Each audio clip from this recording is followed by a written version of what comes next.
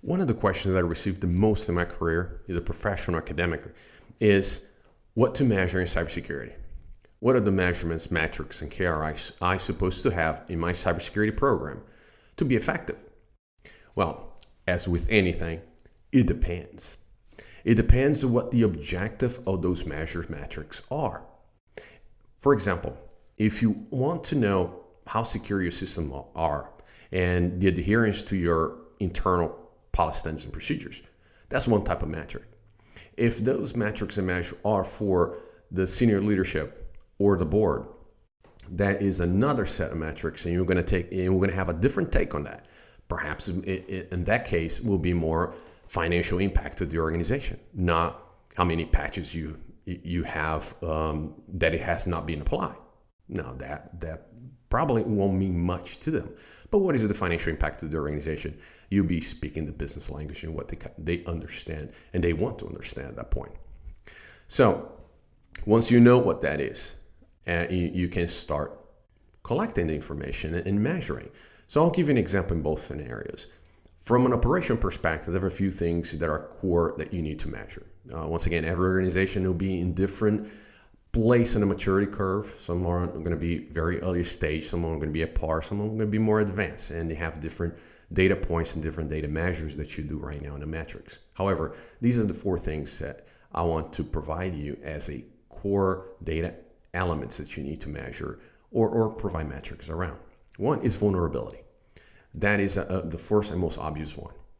But not just scanning a subnet and providing all the vulnerabilities to your IT team. Hey, go ahead and patch it. Well, that would be unreasonable. You need to provide some criteria, and that your organization will set them. These are production systems, these are development system, test systems, or these are high, medium, or low, or these are the crown jewels versus everything else. Right? I suggest is starting from the crown jewels of the critical system of the organization that support the mission, vision, and services that your organization provides to your customers, shareholders, and community in general, because those will serve you as you move towards the metrics to senior leadership and the board, because you will be able to translate those into a financial number, a dollar amount later on to provide those metrics. So you can basically have one set of data that you can use for both. The other one is minimal security baseline.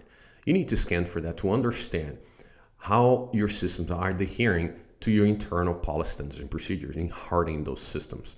If there's any deviation, do you allow any?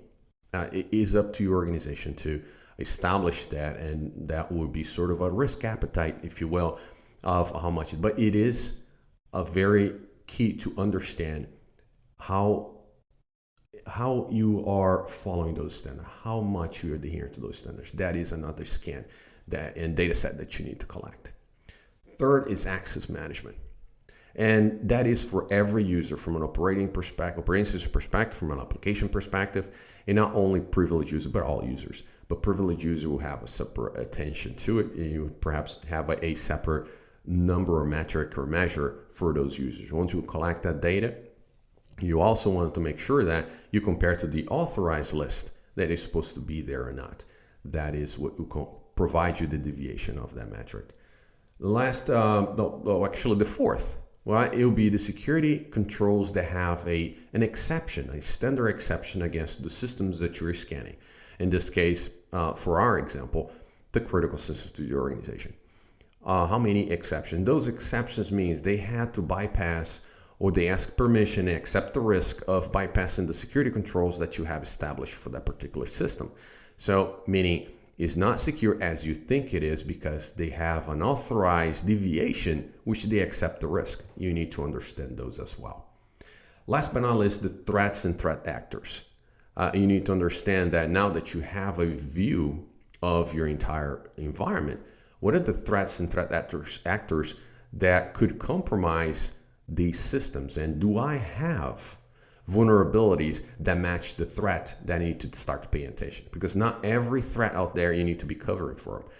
But those that affect your systems and that you already have vulnerability on, those you need to pay special attention and to address. The other thing and last thing I want to touch is on a vulnerability. So a second most request question that I receive is, how often should I patch? Well, once again, it depends. However, if you need some guidance, the NIST 8286B provides sort of a use case scenario, some timetables for you to get familiar with. And also the NIST 800-40 also provides how to establish that cybersecurity patching life cycle for your program. Those are two good guidelines for you to use and leverage. But once again, it will depend on each organization. This is not one shoe fits all. It depends on your risk appetite, depends on your cybersecurity culture in your organization. And once again, what is the objective of having those measures?